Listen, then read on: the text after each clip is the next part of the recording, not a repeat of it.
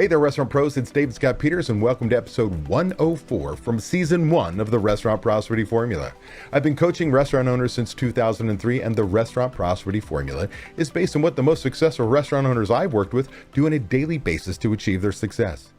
The basic premise of the formula centers around achieving prosperity, freedom for your restaurant, and the financial freedom you deserve. To achieve prosperity, you have to follow a very specific formula made up of leadership, systems, training, accountability, and taking action. After 100 episodes, I wanted to gather some of the most poignant content on the most important issues for restaurant owners. I started with food costs in episode 101. I covered the importance of systems in episode 102 and why leadership is the foundation to my restaurant prosperity formula in episode 103. Episode 104, this episode, is focused on labor cost. I provide you with the simple restaurant labor cost calculation. I address what to do if you find yourself short on labor. I give you some tips on budgeting for labor and how to teach your team to keep to that budget. And finally, some tips to help you quit wasting labor dollars. Whether you're new to my podcast or a longtime listener, this is an episode you will not want to miss. Let's get started. But first, a word from our sponsor. We all know managing costs is one of the most important parts of running a profitable restaurant, especially now. But between fluctuating vendor prices, waste, labor, and the never-ending list of tasks that demand your attention on a daily basis, it can be challenging for even the most experienced of us to manage costs well. That's where Margin Edge comes in. Margin Edge is a complete restaurant management software that automatically uses data from your POS and invoices to show you food and labor costs in real time. Don't wait until it's too late. Margin Edge gives you tools to make decisions in the moment, like a daily P&L, price alerts on key ingredients, and real-time plate costs, all without ever having to touch a spreadsheet. Take control of your costs, work more efficiently, and be more profitable. Go to www.marginedge.com/DSP to learn more and schedule your demo today.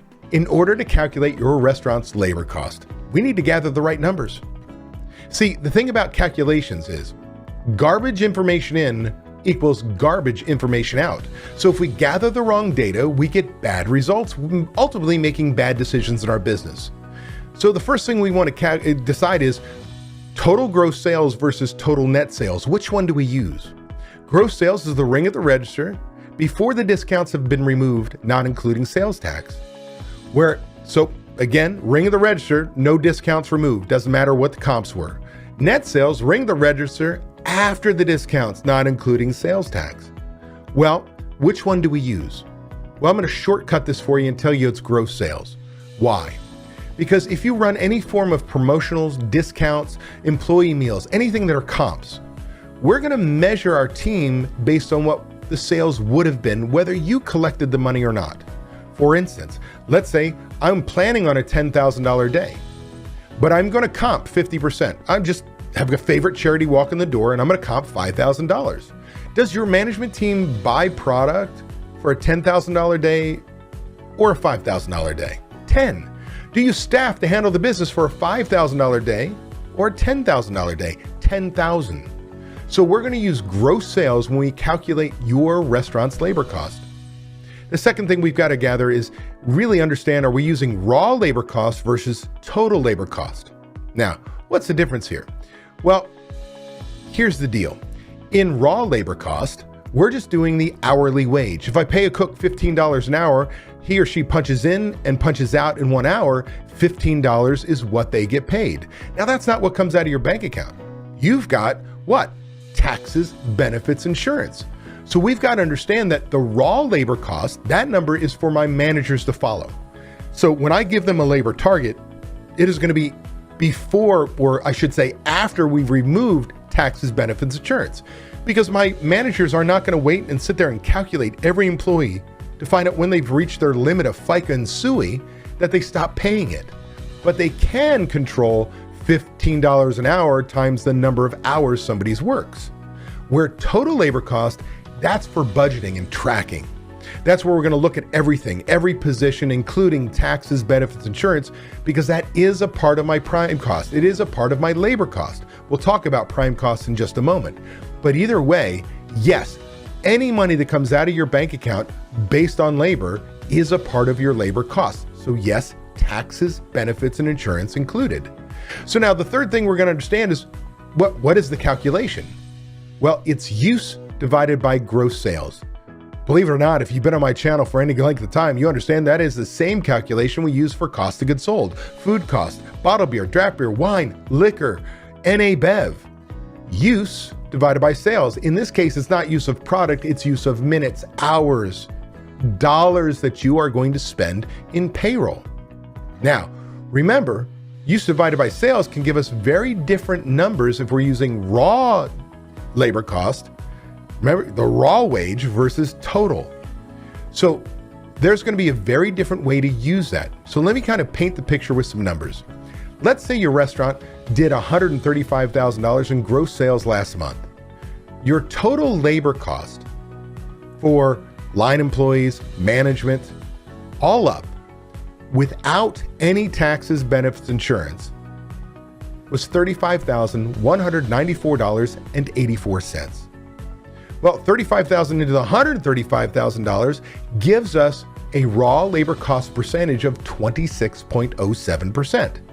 Now that's going to be important. That's the number we're going to be measuring our management team if they did a good job or not. Again, they cannot control taxes, benefits, insurance. But if I add those taxes, benefits, insurance back in, and we use the same scenario that it did $135,000 in gross sales, but in this case, with raw labor costs, adding to it taxes, benefits, insurance, we did $42,439.37 in use, right? What our payroll was.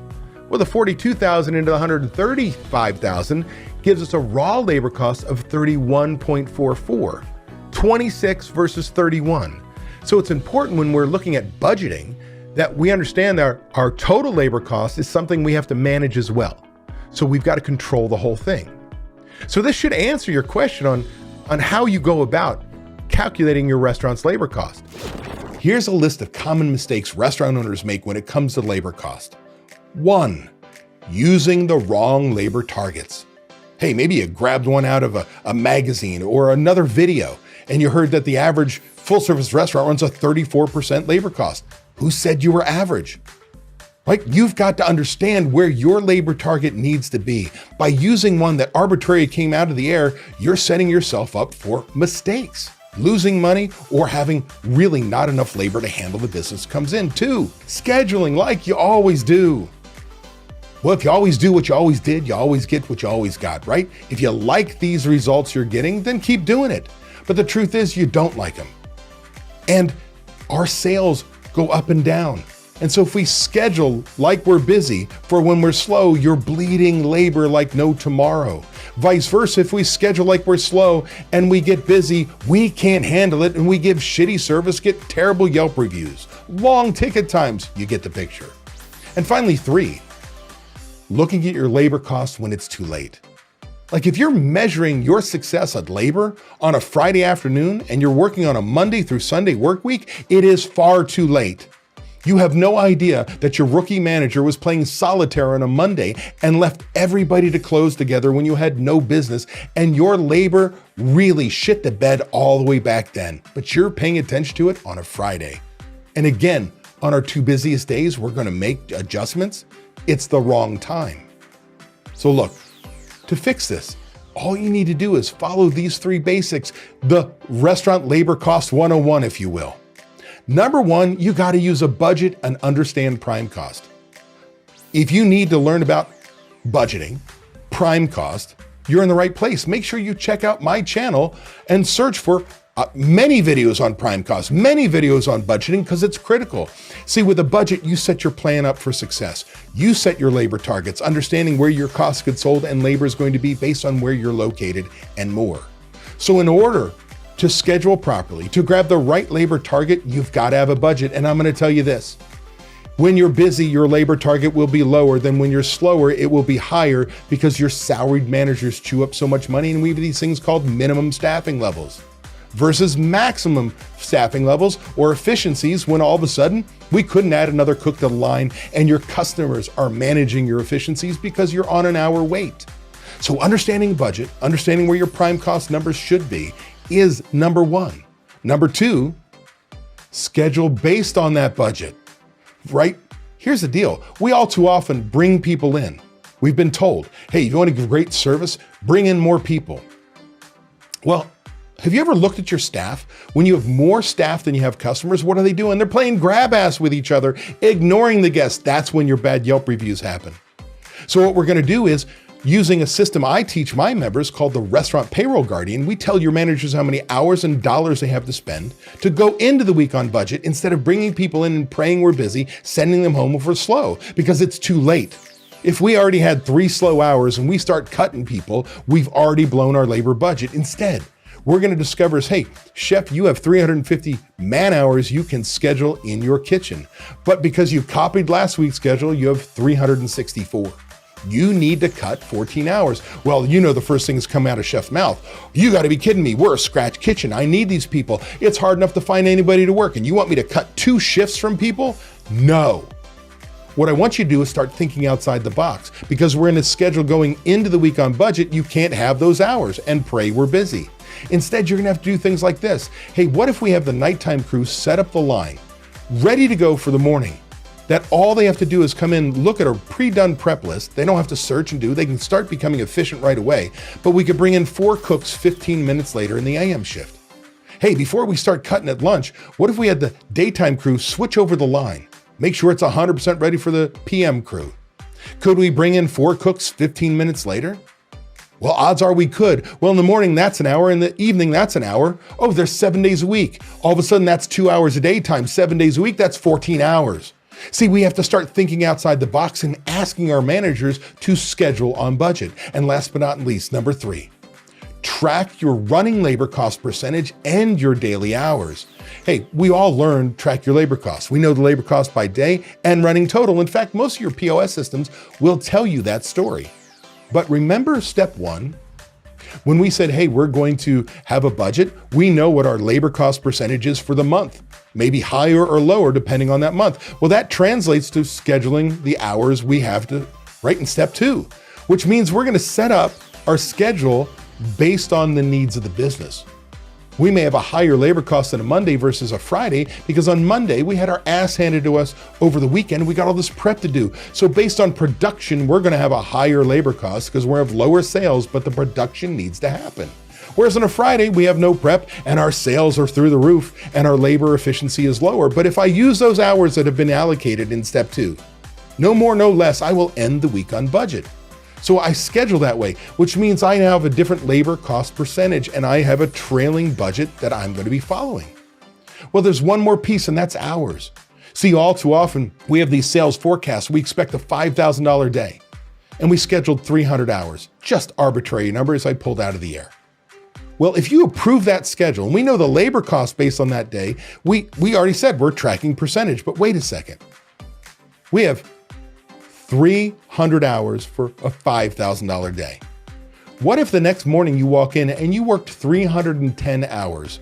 What would your expectations be? Sales to be higher, on forecast, or lower? Higher, right? But you come in and it was either dead on forecast or it was actually $500 less.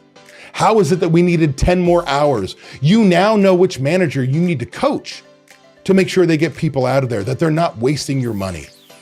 These 3 steps are critical. When you get the hang of it, not only will you drop your labor costs, but you're going to get yourself ready for advanced labor controls that put you 100% in control of your time clock and your profitability.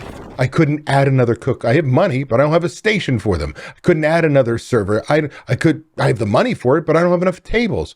And so all of a sudden, your customers start to manage your efficiency. And your labor cost drops like a rock because everybody comes in at the same time, everybody leaves at the same time because you're busy the whole time. So you've got to have a budget in order to combat higher labor costs.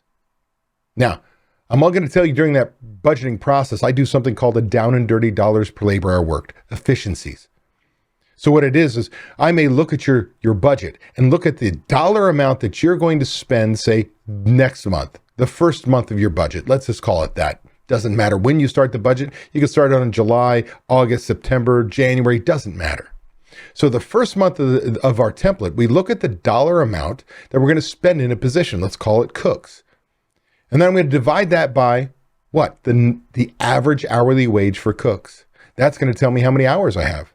I take those hours, divide that into food sales only, because that's all they touch. They don't produce bottled beer, draft beer, wine, or liquor. And I come up with $1 per labor hour worked. And let's say we come up with $150 per man hour worked. So if there's a cook on the line, just one, we're going to do $150 in an hour. If there's 2 cooks on the line, we do $300. You get the picture. So it's per body, per hour, what we're going to generate. Well, let's call it $150 per labor hour worked. And then we're going to look at your average ticket per person and how much of that is just food based on your sales percentage. If you do 80% food, we take 80% of that average ticket from your point of sale system. And let's say we come up with $25 as the average ticket per person, food only. Well, if I divide that into 150, what is that? That's six items an hour. Now, there's some flexibility there. Items, entrees, don't know. Like, it's not a perfect science, but it's pretty close, because only 25% of your customers actually order a secondary item, an appetizer or a dessert. So the fact of the matter is, it kind of translates pretty well. And all of a sudden you look at that and say 6 items an hour, basically those scheduled hours and sales. So what we did is we walked through and I said, hey, look at this day. Expected sales versus actual sales, expected hours or originally scheduled hours, what was actually worked. And we could see on a consistent basis, certain days were controlled and certain days were out of budget. But nobody ever tried to get it back on budget. We just kind of tracked. And I said, I can tell you that's probably the same manager closing. That same manager needs some coaching. So he had a great understanding of the tracker, went back to his management team and taught them. Now, a couple weeks later, I receive a text message from him. And literally on my phone, a text message. And it read like this. Since our chat, we've been hitting our labor numbers. Had a weaker sales week, just finished up. Still hit our targets. The labor tracker is working great. That is what it's all about. If you want to control your labor, it starts with a budget. It goes into proactive scheduling, but if you don't track, you're never going to control it. Everything goes into running your restaurant. If you have an empty place, you're losing money. So ultimately, the biggest expense is that empty chair. After that, I would dare say it's labor cost. Either way, labor can be, a restaurant profitability killer. Here's a short list of 7 essential tactics you must master to control your labor costs and start making the money you deserve. Number 1, understand how to use FTEs, full-time equivalents, when you're making sure you have enough people to cover your schedule. Having the right amount of members on your team, on staff, virtually ensures that there's not overtime. Even when people go on vacation, even when they ask for time off, even when you have turnover. It's really important. And what it is this process of making sure that you know what your scheduling needs are, and it's having 2 FTEs, full-time equivalents, more than you think you need based on filling the schedule, so that when people take time off, when people leave, they fill in the gaps. Because there's always someone asking for time off. Number 2, implement and train scheduling practices that eliminate, new managers from making the scheduling mistakes that cost you money over and over and over again. Think about every time you train a brand new manager, if you don't give them the training they absolutely need, they make the same dumbass mistakes the manager made before them, and every time a mistake is made, it costs you money, whether pissed off guests and lost opportunity at the register or, increased cost. Because it's inefficiency or mistakes are made. So it's really important you have your system, your process, your way, and you teach it. Number 3, add cross-training to your training systems. It's important and imperative to have a training system in the first place, not just follow that guy. But the reality is when you can get, say servers to cross-train to be hosts, and you got bussers to cross-train to be dishwashers, and you got barbacks cross-trained to be bartenders, all of a sudden, you get the picture? When you have a need, you've got the trained backup and replacement ready to go. That way, when you're caught with less people than you need on a schedule, by cross-training, we become more efficient. Another way to use cross-training would be in the kitchen, where you may start somebody as a fry cook as entry level, but when they certify, they get to learn the next station, whether it's sandwiches and salads. And when they certify there, they might get a 25-cent raise. And they go to the next station and a 25-cent raise, and the next station and a 25-cent raise, whatever it may be. And the truth of the matter is, all of a sudden, when they're trained on 4, 5, 6 positions, when you have a slower day, you can get by with 1, 2, 3 cooks instead of 6 because they can handle it. Number 4, implement and maintain an operating budget. This is so important. If you follow me any length of time, you know that I say the 2 most important systems any restaurant should have are budgets and recipe costing cards. Why? Because they're proactive systems. A budget creates your plan for success.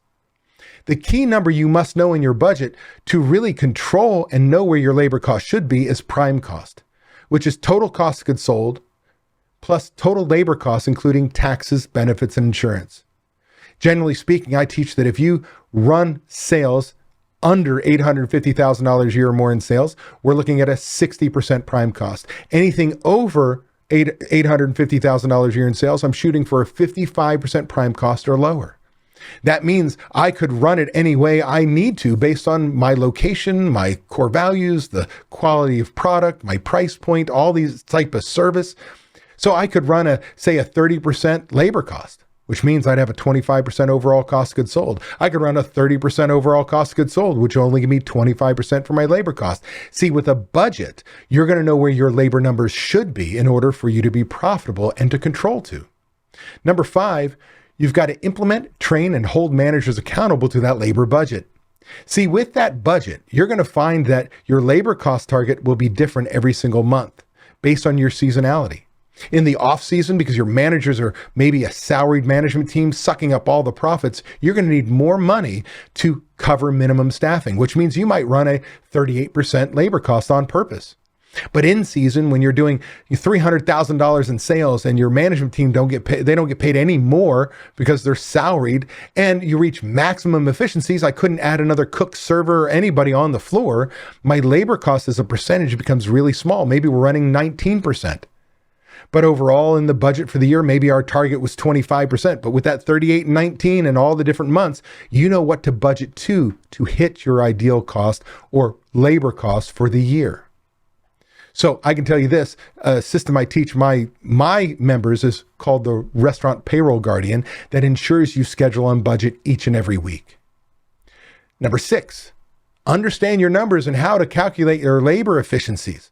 This is critical to make sure you set up your stations properly, you've got training, your prep and systems in place, your menu is there, and you know what to reduce in order to hit your labor targets. Oh, by the way, all staying true to your core values. What it means is, while we want to deliver the best experience to our guests, we do have to run profitably. And when I have my budget and I've got my labor targets, it allows me to say, hey, if I need to reduce my labor cost, how do I do it? Often it can be, again, resetting up the line to become, instead of taking 3 steps to the right, I'm just turning, because you can literally put in miles. It could be reducing the menu to reduce prep. It could be reducing the menu to increase repetition, that people on the line make things faster, better, more consistent. You can do this when you are looking at where to take your labor costs, but can't do without a budget. And finally, number 7. Start tracking labor like a pro. Don't just track labor costs by day. You've got to keep that running total. So Monday, what's my labor cost? Use divided by sales, labor dollars, sales. Tuesday, labor dollars, sales, and then a running total for the 2. That's important. But I'm going to tell you one thing most people don't do. Look at your originally scheduled hours and forecasted sales. Then at the end of the day, look at where your sales actually hit, were they higher or lower, and what were your actual hours worked? Did they go up or down? This can tell you when a manager is falling asleep at the wheel. And oh, by the way, when I track labor, not only by percentage, but by hours, and I track and I see that Tuesday, 2 days into the week, I've already blown my labor budget, I've got 5 more days I can make tiny little changes to get back on budget without giving up guest satisfaction or cutting on service levels. Hey, that was an awesome episode. I want to thank you for taking the time to take action on building a better, more prosperous restaurant. Before you go, I want to give you these 3 thoughts.